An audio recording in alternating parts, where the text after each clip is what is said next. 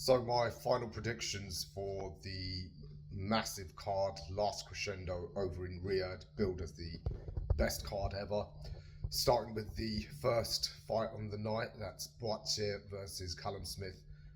I do think that the effects of a long, hard career will probably tell on Callum Smith more.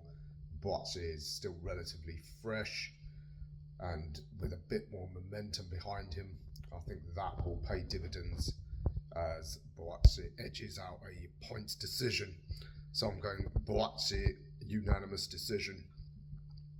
The next fight up is the big heavyweight clash, an intriguing one between Ajit Kabayel and Big Bang Zhang. Zhang, of course, we know is dangerous over the first 6 rounds. Kabayel, we've seen, has tremendous movement and body punching. I think Kabayel will be sensible enough to play it safe for the first half of the fight, knowing full well that he can run away with it in the second half. I think when he gets that first taste of Zhang's power, he will be cautious early and make sure he just gets past the stage where Zhang's activity drops. And so I expect Ajit Kabayel to run away with it on points in the latter half of the fight for a unanimous decision. So then, of course, we've got Shakur Stevenson against Josh Padley. Padley, great opportunity for him, but he's essentially just an aerial English level fighter. Nothing to suggest he's prepared for one of the best fighters pound for pound in the world, so I expect him to put up a tremendous fight, but he will get overwhelmed and I believe stopped around round 8. Really intriguing middleweight fight, of course. Hamza Shiraz, billed as a future star. His first world title shot against Carlos Adames, who I think is being very much overlooked, mainly because Brits don't know him. Doesn't speak much English, has only ever fought in America, but I think he's a considerable step up. I see Adames probably at the very least hurting Hamza several times in the fight. Wouldn't be surprised to see Hamza on the deck, but Hamza's shown that ability to grit things out and adjust, and I think with his size, power and youth, and as I said, the ability to adjust, I think he will turn it round. I see it being a back and forth sort of fight, but Hamza may be around round 10 landing the conclusive punch that ends the fight. So I'm going for a Shiraz stoppage, round 10. So then we've got, of course, the co-main event, extraordinary turn of events. Dubois out just days before the fight. Martin Bakole coming in. A long flight overnight, 3 changes, not in fight shape at all. Hope he's getting well paid for it. I think that short notice and the long journey to get there at short notice, that is going to cost Bakole. I think he might look dangerous and have Parker rocked or hurt early, but Parker's shown he can box well and stay focused and stay on plan, and I think he will do that and box his way to a unanimous decision. So I'm going for Joe Parker on points. And of course, the main event, finally, Beterbiev against Bivol. I personally thought Bivol was the clear winner first time round. I think a very concluding factor for this will be the fast turnaround time, 4 months. Artur Beterbiev, he normally has the better part of a year between fights. Not surprising at his age, it can probably take months of recovery alone. And I think as a result, the quick turnaround is going to cost Beterbiev. I expect him to really feel that, possibly in that dodgy knee of his now, and he won't be able to keep pace with Bivol at all. So I think Bivol will box his way to a clear unanimous decision. So I'm going for Dmitry Bivol unanimous decision. So those are my picks here on fight morning. Over to you, Dev.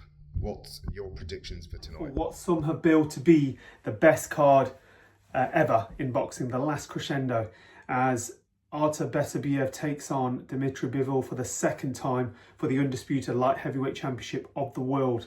Now, the first fight was very closely fought.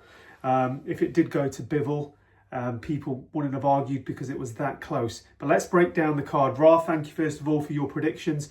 These are some of my predictions for tonight. So we'll look at the main card, and what a better way to kickstart off the evening with Joshua Buatsi as he takes on Callum Smith. Now, my personal opinion is I think that Callum Smith has been in some great fights, some fantastic fights, but the wear and tear is probably going to be on Callum Smith, especially after the loss to Canelo. But again, I think there's going to be some great moments for Callum Smith in this fight. However, I can see Joshua Buatsi edging out a points victory, possibly even majority decision against Callum Smith. But let's see what happens. We're then going to go over to the heavyweight division as Zhilei Zhang takes on Ajit Caballel. Caballel has produced some great performances, especially on Riyadh season as well. However, I think the power, the force, and Zhilei Zhang's momentum is going to be a bit too much for Caballel, and I can see a late stoppage. So possibly rounds 9 to 10. I think Zhilei Zhang will stop Ajit Caballel. We're then going to go over to Shakur Stevenson against Josh Padley. Now, Padley's taking on this fight very, very late on. It was a last-minute opponent for Shakur Stevenson. So hats off, first of all, for Josh Padley taking on this momentous challenge. And who knows, he might even rise to the challenge. We might see a massive upset. Could even be the upset of 2025 if that was to happen.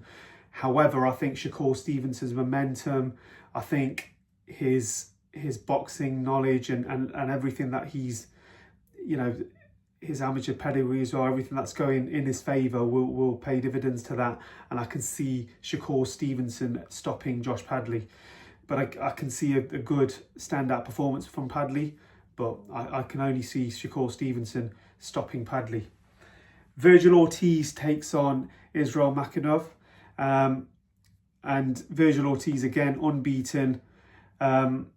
He's produced some great performances. Makhanov has only lost to Terence Crawford. He's only got the one loss on his record. But again, I think that the way things are going with Virgil Ortiz, he can't afford to lose this as well, and I can see him winning on points. We're then going to go over to, which is a great fight, but a strange fight as well, because it's another last-minute opponent. So Joseph Parker is going to be taking on Martin Bakole. Bacole's only had this fight in his... it was only offered to him 48 hours ago, which is quite interesting. Now, there's rumours about the weight. However, some people have been saying that he has been training throughout this camp, even though he didn't know he was going to be the opponent. But some people have been saying he has been in shape. But again, it's 48 hours notice. Dubois has unfortunately been ill. Joseph Parker is on a massive high. I can only see Joseph Parker stopping Bakole, but who knows? That's just my opinion. I can only see Joseph Parker winning this fight via stoppage. Again, late rounds.